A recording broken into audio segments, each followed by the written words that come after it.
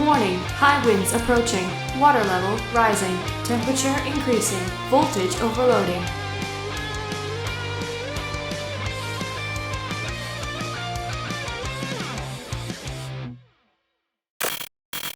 Warning, this video is intended for adult collectors. It contains plastic collectibles, questionable opinions, and someone who owns way too many plastic robots. It's too late. Random review is about to begin. Hello everyone, welcome back to the TJOmega channel. It is the 7th and final day of our look at Combiner War Devastator. We have looked at each individual toy just to see how they stack up on their own, and now it's time for them to literally stack up. We're going to be talking Devastator today, and to start with that, we have everyone back in vehicle mode because that's just kind of the thing they do. They go back to vehicle mode before they combine, and that is the easiest mode to go from Constructicons to Devastator. We're going to start with one of the easier ones, and obviously we're going to start with the leader, and we're going to start with Scrapper, get the legs out of the way first. Scrapper, pretty easy. So first off, just unclip the arms like so, rotate them like that. They're going to clip back into that position, and then we fold up and wait for that scoop to click in. Next for Scrapper, you're going to raise these pieces up, and then flip the feet forward as if you were going into robot mode. But we're going to leave them there because this is going to form the thigh section. Also, we don't want these pieces to open up when we start manipulating Devastator as a toy. Once we have like a big leg here, so we're going to rotate the actual driver's space. That's going to hold this little block together. That way, it's not going to separate out. And that is your leg already. We might as well get the other leg out of the way. Mixmaster is a little bit more involved, so we need to unclip everything here so we can get to his legs, and then open all of that up. So get those completely clear of the sides. Unclip the legs, which is a very tight connection. So for this, we're going to fold the feet in. Get those out. This is the claw that's going to attach to Devastator's thigh. So we're going to need that nice and exposed. Once that is out, you need to get him situated back into the original spot. Get the arms pegged back in. All right, there, nice and tight. Make sure that's ready to go. All right, and then flip this piece forward and stick out the heel spur right there. And that is going to be Mixmaster. Arm sections are real easy, so for them, all we really need to do is unclip the treads and then just fold out this chunk that's going to become the forearm. In this case, it's going to be this piece, and then just make sure that the scoop is like nice and tight against the body. Yeah, that's all we really need to do for now. We'll get back to him in a bit. Bone Crusher, very much the same. Unclip the treads, fold out the section that's going to become the forearm. These will dangle for a bit, but don't worry, we're going to do something to fix that. See, like my scoop closed up on his arm there. And then just get him ready to be the right arm, or the left arm, I guess. Okay, we'll admit long haul is the exception. It's actually easier from robot mode, but we'll do it this way because everything else is being done this way. I need to unclip the front so I can double hinge all of this and bring it forward like so. We're going to clip it in just like if we were transforming it into robot mode, though the arms for me are currently in the way. So let's get those situated. There we go. I'm going to open up the legs just for the sake of giving myself a little bit more space. Fold that down out of the way. These are going to fold up like so, and then the fists are going to articulate all the way back against the wheels. We will get back to those in a bit. Now, if we come down to the legs here, you could have these situated either way. Vehicle mode will take either configuration. Typically for vehicle mode, I like the feet out to hide that hinge, but here we need it open like this so that we can fold out these pieces that are going to become the knees for Devastator. Also, when you connect these, make sure all of this is in like straight, all these knees here are in straight positions. because these panels are actually going to help hold these knees into place. There's a little tab that this locks in, and that's going to make sure that Long Haul's knees don't bend when you start manipulating Devastator's legs. That just leaves us with Hook. Hook is going to require one of his arms to bend down like so. That's going to open up the hinges that are let you going to fold this toy in half. 2 hinges have to be undone. Make sure those clip together like so. On the underside here, there are connections you're going to have to adjust. That's going to have to come down, and from Hook's chest, that's going to have to come out. And once that is done, go ahead and flip that block out. That forms Devastator's head, and that's going to be everyone ready to go. The accessories also have to do transforming, though. So for the missile blocks, just fold in the handle. Make sure you flip the missile section in, and go ahead and rotate the wrist out. That's going to form the forearms and hands for Devastator. Do the same thing to the other side. Make sure you got it flipped to the opposite way, so you can have both a left and a right hand. We're going to go ahead and combine the weapon, which is pretty simplistic and easy, so no surprise there. And then the blades, as well as the center gun, those are going to form Devastator's chest armor. All right, now we're ready to go.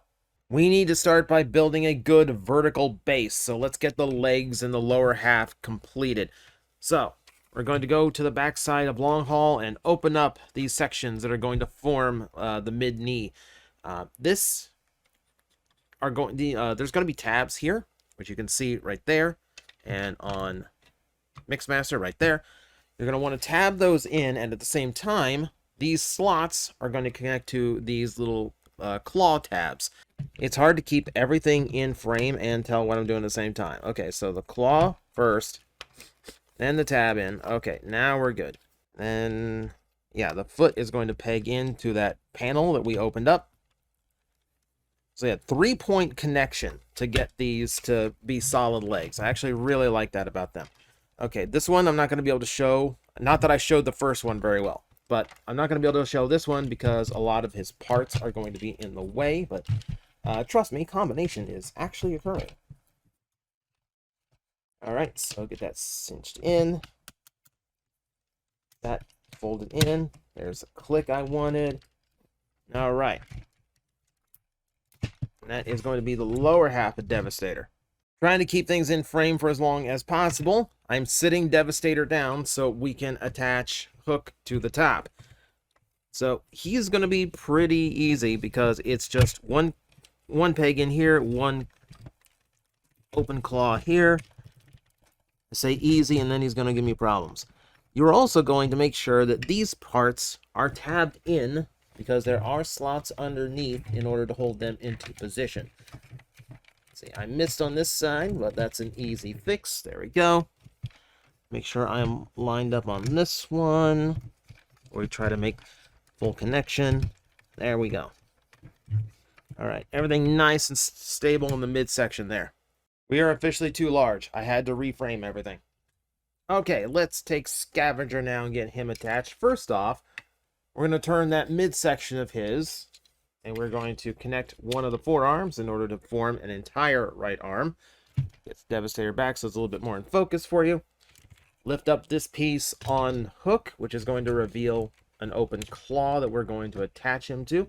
Going to go for that block right there, like so. Now, on the underside, make sure this fist gets tabbed in right there. So that's going to help hold the treads into place and give us another solid connection point. And we're going to do the same thing on this side. Here is the clip we're going to fold out. Here's Bone Crusher. I'm going to attach a forearm to him, like so. And then right where that pelvis piece is that gap where we're going to connect him. Open up the armpit. Make sure Long Haul's fist is pegged into the back there. And there we go. And to finish him up, all we need to do is attach the wing. The wing has several peg and clip-in points. You're going to have to make sure everything is lined up correctly. So these two go there. This is going to have to dodge everything. That is going to clip in there. Pegs, more sockets over here. Yeah, it's a lot. to make sure everything is connected, but you know, it's going to make a very strong connection, and it's actually going to help hold everything on this behemoth together. So let's clip in there. All right, looking good. Give me a second. I'm going to reframe so we can take a look at what we've done here. In his full combined mode, Devastator is an absolute beast of plastic. Keep in mind, this is proper Titan size, especially if you compare it to smaller Titans that we have gotten in the last few years. Add on an enormous amount of complexity in order to make all of these modes work and have the engineering for the combination. This is still, it's not full Titan height, but we're still dealing with about 1.5 feet of plastic here that has eventually come together into this absolute beast. It's a beautiful sight, really. Like, if you want your, like, here's your Springer. I meant to bring him out for all the size comparisons, but I really only used him a couple times. But here we go, just so you can get an idea of how big this is. If you want to have that, like, gargantuan Devastator, because Devastator in the cartoon was always, like, way bigger combined than he was as, like, the individual bots. Like, they should not have been nearly as big as Devastator was always depicted. Point being, if you want that gargantuan Devastator, this is probably still going to be the choice for you. The Studio Series is going to be considerably smaller, so keep that in mind. Keep that in mind. The overall look is actually pretty good. Since Long Haul gets to do all of the pelvis work and it's not a separate part, there's no weird backpack shelf on him like the new one is going to have. He's actually fairly clean. He doesn't really have anything more going on than what the original toy had. Like, there is the dump truck bed, and that's about it. You know, you get the little block that hid the head, but again, that's not too undifferent from the stuff that Devastator had going on in the original toy. You know, it's actually a really good depiction. Like, I'm actually very, very happy. Like, I've always loved the look of this Devastator. You know, it's got the heft and the power in the right spots. My only issue with him has always been, like, Scavenger ends up pretty thin for, you know, making up a arm and a bicep, but, you know, small sacrifices. You know, that I don't want Scavenger to also look like super buff just to make sure that arm came up the size it was supposed to be. You can see the colors came together beautifully. Like, as always with Devastator, you know, the purple and green is laid out wonderfully. They went with black forearms on this release. They also went with the red visor look rather than the individual eyes. So keep that in mind. You know, Devastator's head and shape and details were always inconsistent. No, it looks pretty glorious. We've seen most of the deco and detail previous, but like now that we've got this silver laid across the chest, the midsection that was on Long Haul's backside, it all works now. Like, it all works pretty good. Now, we've seen all the toys, we've seen this, and we've seen all the details, so I really don't need to go into too much other than to just show you how articulated this guy is at such a huge size. So we're going to tell you that the head does rotate left and right. No ball joint movement, but I don't expect a giant to be all that attentive. Both shoulders are universally jointed, and they actually do have a pretty good range of motion, which is great to see. You will want to be careful a little bit on Bone Crusher. The way that he goes into vehicle mode, this can separate a little bit. If yours joints are stiff, that's no problem. Mine holds together okay. Just if I'm a little bit rough, he might come uncoupled here. That's about all he had to look at. They have bicep rotation on both sides, just above the elbow. The elbows themselves can make it to a 90-degree bend. Great to see. Wrist rotation on both sides, as well as fingers that open and close. Waist rotation. We have it.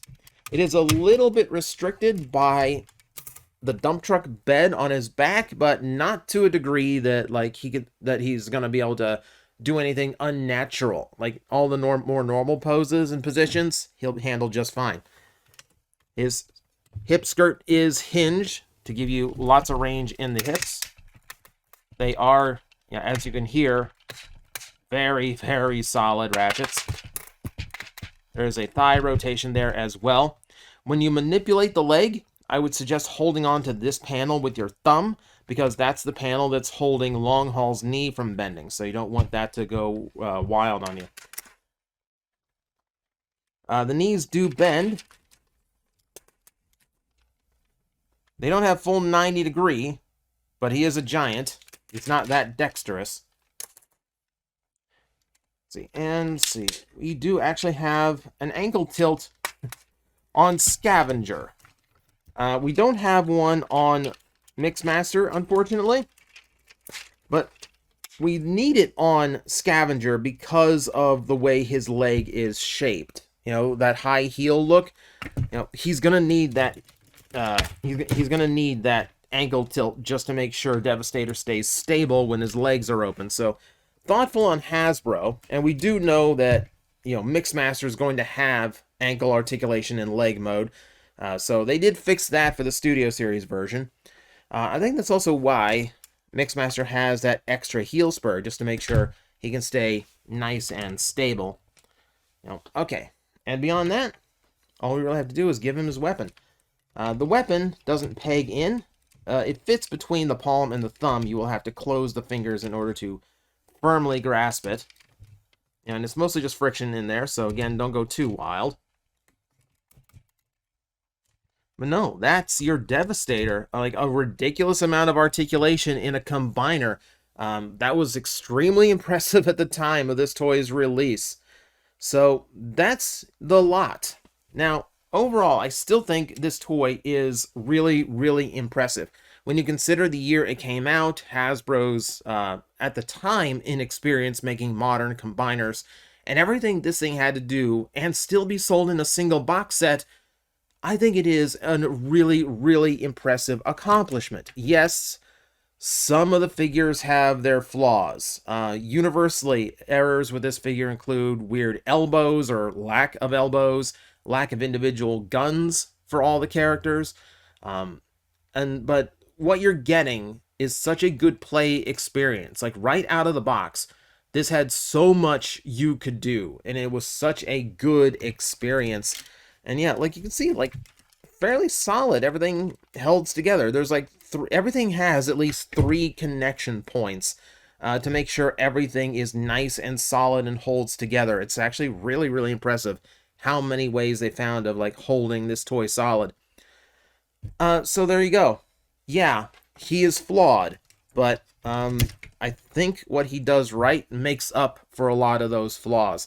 I still hold by my statement. I think he's one of the best toys of the year he came out. And I still have fun with this figure. And as I said, depending on what you want out of your Devastator, this might still be a viable choice for you. The Studio Series one looks like it's going to be very nice and fancy, but it is going to lack that size and girth that some of us associate with Devastator. This is still going to hit a certain spot in your collection. So maybe don't send it to eBay just yet, just because a replacement's coming out this year.